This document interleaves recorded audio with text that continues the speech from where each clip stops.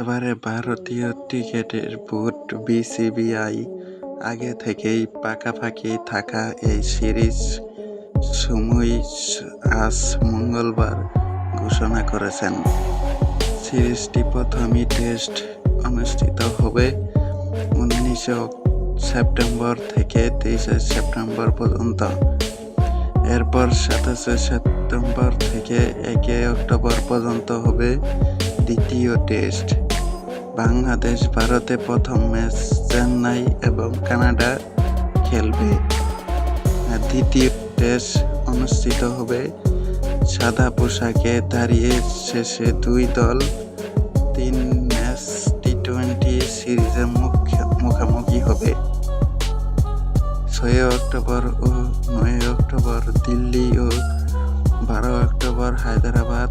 তৃতীয় ও শেষ টি-20 দিয়ে শেষ হবে বাংলাদেশের খেলা।